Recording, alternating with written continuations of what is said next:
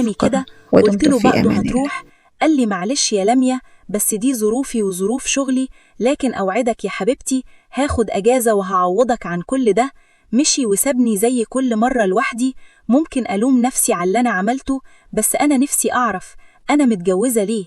متجوزة بس علشان يصرف عليا وخلاص؟ خلاص كده ماليش حقوق تانية، ومش شرط يعني يكون الحق الشرعي بس، ولكن فكرة إني أكون لوحدي دي مين يتقابل بيها؟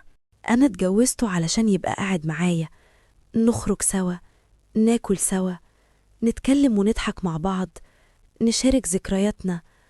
زمان حاجات كتير قوي كان نفسي أعملها معاه، بس فايدتها إيه بقى وهو مش معايا؟ قعدت على الكنبة وسندت ظهري كده عليها، وبعد شوية تليفوني رن. كان عماد، بس ما ردتش عليه ونمت. لما صحيت لقيت حاجة كده غريبة جدا. لقيت عماد اتصل بيا 20 مرة، 20 مرة حرفيا مش مبالغة. أما طارق ما اتصلش بيا أساسا. مسكت التليفون وبفكر أتصل بيه ولا لأ، لكن هو كان سابقني واتصل بيا. رديت، قال لي: أنتِ كويسة؟ قلت له: كويسة، في إيه؟